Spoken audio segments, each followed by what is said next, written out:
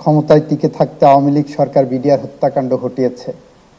আমি আশা করি বিচারকরা তাদের বিচারের মার্ক দিয়ে ফেলছেন। আমি যে কারণে খোলামেলা বলতে পারি, কেউ হাতে তালি দেবেন না। আসলে এটা আওয়ামী লীগকে ক্ষমতায় টিকিয়ে রাখার জন্য একটি ইন্টারন্যাশনাল কনস্পিরেসি ছিল। আওয়ামী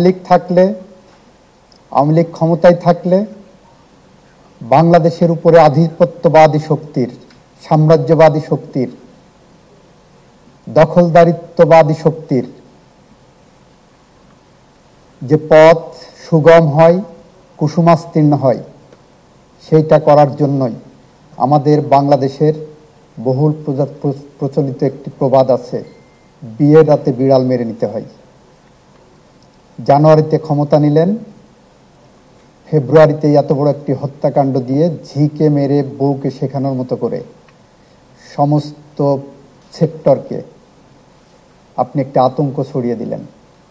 এভাবেই আওয়ামী লীগকে ক্ষমতায় টিকিয়ে রাখার জন্য একটি পদক্ষেপ বাংলাদেশের মাটিতে ইতিহাসের জঘন্যতম একটি অধ্যায় রচনা করা হয়েছিল। এরপর একে একে বাংলাদেশের সমস্ত সাংবিধানিক প্রতিষ্ঠানকে ধ্বংস করা হয়েছে। একে একে সরকারের সমস্ত ডিপার্টমেন্টকে রাজনৈতিক দুর্বৃত্তায়নের কাছে নতজানু করা হয়েছে। এরপর একে একে বাংলাদেশকে ধ্বংসের দ্বার প্রান্তে নিয়ে যে বাংলাদেশের স্বাধীনতা এবং সার্বভৌমত্বকে বিপন্ন করা হয়েছে। বাংলাদেশ একটি চোরাবালি সময়ের সন্ধিক্ষণে দাঁড়িয়েছিল।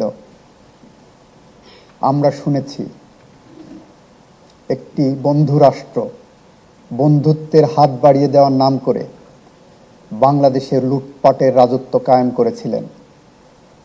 এখানে বিনা ভিসায় অসংখ্য বিদেশিদের চাকরির ব্যবস্থা করা হয়েছিল, প্রশ্ন করার কেউ ছিল না। সরকার ব্যবস্থা, গভর্নেন্সকে দুর্বল করা হয়েছিল। এভাবেই আমার রাষ্ট্রকে খাবলে খাওয়া হয়েছে, এভাবেই আমার রাষ্ট্রকে দুর্বল করা হয়েছে। এভাবে আমার সার্বভৌমত্বকে ক্ষয়িষ্ণু ধারায় নিয়ে যাওয়া হয়েছে, যার বিরুদ্ধে জুলাই বিপ্লবের মধ্য দিয়ে বাংলাদেশের মানুষ তার রাষ্ট্র ব্যবস্থাকে আবার ফিরিয়ে এনেছে, তার গণতান্ত্রিক ব্যবস্থাকে ফিরিয়ে এনেছে।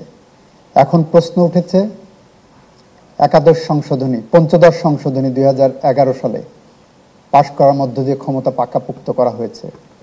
পঞ্চদশ সংশোধনী পাশ করা সম্ভবপর হয়েছে বিয়ের রাতে বিড়াল মারার মধ্য দিয়ে। 14 সালের নির্বাচন সম্ভব হয়েছে সবার মধ্যে একটা ভীতি এবং আতঙ্ককর পরিস্থিতি তৈরি করার মধ্য দিয়ে। একটি রাষ্ট্র কতটা নির্লজ্জ হতে পারলে বাংলাদেশে খুন গুমের সাথে জড়িত যে কাউকে এভাবে নির্লজ্জ বেহায়ার মতো আন্তর্জাতিক পরিমণ্ডলে সমর্থন জুগিয়ে যেতে পারে, খুনির পক্ষে অবস্থান নিতে পারে, আন্তর্জাতিক আইনের লঙ্ঘন করে, এক্সট্রাডিশন চুক্তি লঙ্ঘন করে একজন খুনিকে আশ্রয় দিয়ে একটি রাষ্ট্র বাংলাদেশের মানুষের মুখোমুখি দাঁড়িয়েছে। আমরা সেই পরিস্থিতি কখনো প্রত্যাশা করি নাই। পরিস্থিতি হয়ে গেছে, বাংলাদেশের মানুষ ঐক্যবদ্ধভাবে সেটা মোকাবেলা করছে। এখন প্রশ্ন এসেছে, অনেকেই বলছেন সঠিক বিচার চাই। বিচারের একটা প্রক্রিয়া শুরু হয়েছে, বিচারের নামে অনেকটা প্রহসনও দেখেছি আমরা। বিচারের শেষ প্রান্তে আপিলও নিষ্পত্তি হয়েছে। প্রকৃত মাস্টার মাইন্ডরা ধরাছোঁয়ার বাইরে। ভিকটিম পরিবারদের পক্ষ থেকে, গোটা জাতির পক্ষ থেকে, বিবেকবান মানুষের পক্ষ থেকে, আপনাদের মতো তরুণ ছাত্র সমাজের পক্ষ থেকে দাবি উঠেছে 2009 সালের 25শে ফেব্রুয়ারি সংগঠিত বিডিআর হত্যাকাণ্ডের সঠিক তথ্য উপস্থাপন করা হোক, জাতি জানতে চাই। বর্তমান অন্তর্বর্তীকালীন সরকার তার যথাযথ পদক্ষেপ গ্রহণ করে একটি কমিশন গঠন করেছেন। সেই কমিশন গঠন প্রক্রিয়ার মতামতের সময় আমি দ্ব্যর্থহীনভাবে বলেছি,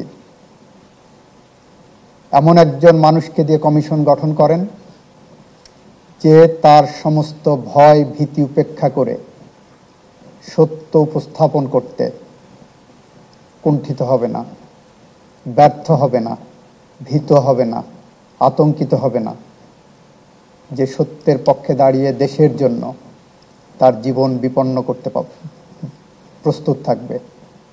বাংলাদেশ সরকার, আমি বিশ্বাস করি, তার সঠিক ব্যক্তিকে পেয়ে তার হাতেই এই কমিশনের দায়িত্ব দিয়েছেন। আমরা একটা আইনের ছাত্র হিসাবে দীর্ঘদিন ধরে রুলস অফ এভিডেন্সে একটা তত্ত্ব ফলো করি। সেই তত্ত্বটি হলো, man may tell lies but circumstances can never. মানুষ মিথ্যা কথা বলতে পারে, কিন্তু ঘটনার পারিপার্শ্বিকতা কখনো মিথ্যা কথা বলবে না। আপনার এখানে বিডিআর হত্যাকাণ্ড ঘটেছে, শেখ হাসিনা পার্সোনালি উপস্থিত ছিলেন না। আলটিমেট বেনিফিশিয়ারি কে? সেনাবাহিনী প্রধানকে কে নির্দেশ দানে বিরত ছিলেন? কেন ছিলেন?